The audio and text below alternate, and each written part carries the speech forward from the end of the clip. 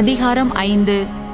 அப்பொழுது நேர்மையாளர் தம்மை துன்புறுத்தியோர் முன்பும் தம் உழைப்பை பொருட்படுத்தாதோர் முன்பும் துணிவோடு நிற்பார். இறை பற்றில்லாதவர்கள் அவரைக் கண்டு பேரச்சத்தால் நடுங்குவார்கள். எதிர்பாரா வகையில் நேர்மையாளர் அடைந்த மீட்பை பற்றி திடுக்கிடுவார்கள். அவர்கள் உள்ளம் வருந்தி ஒருவரோடு ஒருவர் பேசிக்கொள்வார்கள். மிகுந்த மனத்துயருடன் பெருமூச்சு விட்டு பின்வருமாறு சொல்வார்கள்: இவரைத்தானே நாம் முன்பு எள்ளி நகையாடினோம், வசிமொழிக்கு ஆளாக்கினோம்.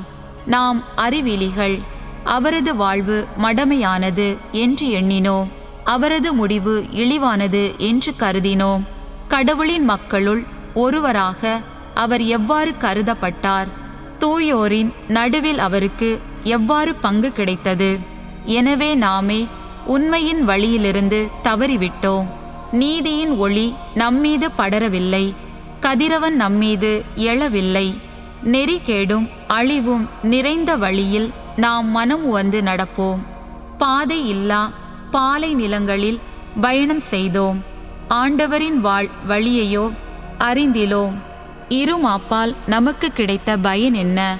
செல்வ செருக்கால் நமக்கு விளைந்த நன்மை என்ன?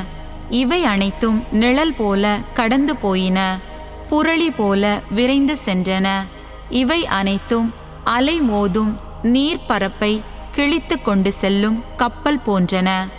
கப்பல் சென்ற தடத்தை யாரும் காண முடியாது.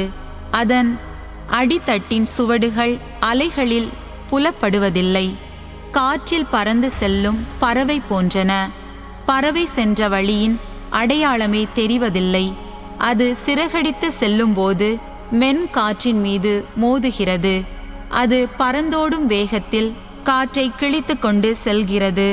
இறக்கைகளை அசைத்து காற்றை ஊடுருவி செல்கிறது. பின்னர் அதன் போக்கினது சுவடே தென்படுவதில்லை. இலக்கை நோக்கி எய்த அம்பு போன்றன. காற்றை கிழித்து கொண்டு அம்பு செல்கிறது. பிளவுண்ட காற்று உடனே கூடிவிடுகிறது.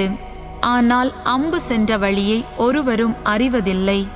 இவற்றை போன்றதே நம் நிலையும். நாம் பிறந்தோம், உடனே இறந்துபட்டோம்.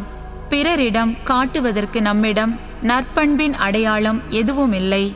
நம்முடைய தீமையால் நம்மையே அழித்து கொண்டோம். இறை பற்றில்லாரின் நம்பிக்கை காற்றில் அடித்து செல்லப்படும் பதர் போன்றது. புயலால் சிதறடிக்கப்படும் உறைபனி போன்றது.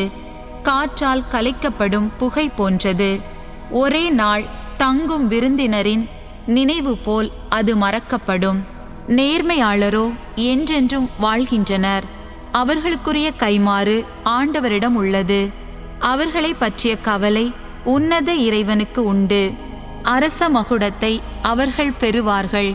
அழகிய மணிமுடியை ஆண்டவருடைய கையிலிருந்து அவர்கள் பெறுவார்கள். அவர் தமது வலக்கையால் அவர்களை அரவணைப்பார். தமது புயத்தால் அவர்களை பாதுகாப்பார். தம் ஆர்வத்தை அவர் போர்க்கவசமாய் பூண்டு கொள்வார். தம் எதிரிகளை பழிவாங்க படைப்பினையே அவர் படைக்கலமாக கொள்வார்.